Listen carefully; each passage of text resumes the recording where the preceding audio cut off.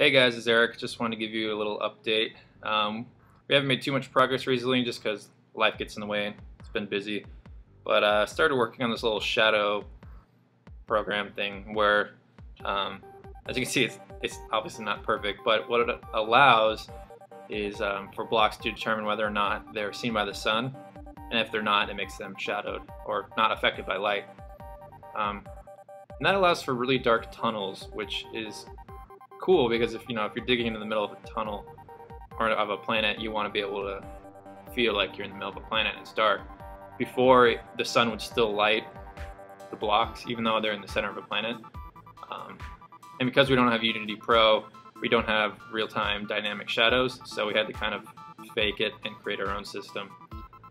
So I'll obviously have to work more on this, but to help fight the darkness, we've created flares, which, if you imagine like spelunkers cracking those like iridescent sticks and tossing them down to see the bottom of a chasm or whatever, we kind of want to have that effect, a way of lighting really dark places and seeing the bottom of things. And as you see, it has a really cool effect on the materials, the textures and stuff. So we really like that, and we'll probably keep that, but we'll probably have them fasten themselves onto the walls so you can place them and they won't drift away. And that would also be kind of cool to place them down as kind of beacons for other people, so someone could visually see that you're working, where you're working, if you're working on the dark side of a planet. And that'll be for multiplayer and stuff. That'll be cool. Or just to find your base if it's in the center of a big dark place.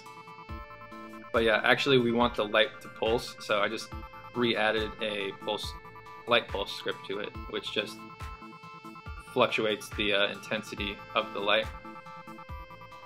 So I don't know which we'll go for, whether it'll be a static or a pulsing light, but here's the pulsing effect just so you can see.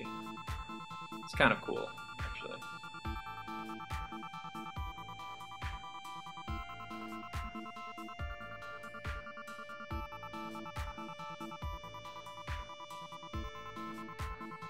So yeah, it's kind of and you can see the new flashlight cookie, the light cookie. I don't know why it's called a cookie, but it is. That makes it look like a flashlight. So yeah, the shadow script will eventually have to be tweaked so that it works better. But as for now, it's kind of opened up some cool possibilities and things we never thought of before, like the flares.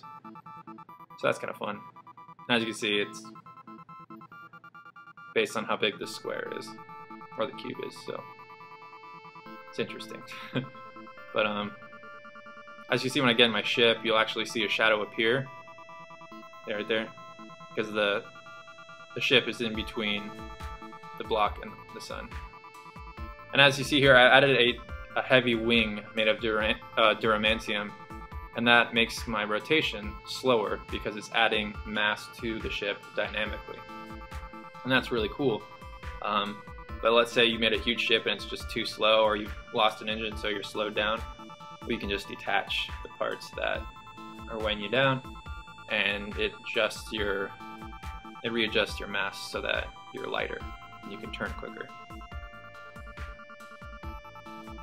But to aid in the ability to move, we decided to, from the beginning, we wanted to have engines, and engines are going to essentially make your ship a lot faster. And it'll make the difference between a slow, hulking freighter and a fast, agile, combat fighter, or a really fast freighter. Who knows? But yeah, there's also Derek added this cool new stellar system. So there's planetary drive, which allows you to move slower but more maneuverable, more controlled, and then there's the stellar drive, which allows you to go a lot faster. Something I found out was if you engage your stellar drive and start flying so far away from this solar system, I guess, that you're in deep space, the little individual blocks of your ship start to kind of break up. And that's just like a problem with Unity. There's floating point precision errors where the numbers, the transforms, the positions of those cubes get so far out that the numbers get kind of hard to keep track of. So it starts to get a little crazy. It starts to break up like you see here. It starts to jiggle. But we were thinking, what if we just add a feature where, you know, that's part of the world. If you get far out from space, physics is changed, and then you can, you know, have your ship fall apart.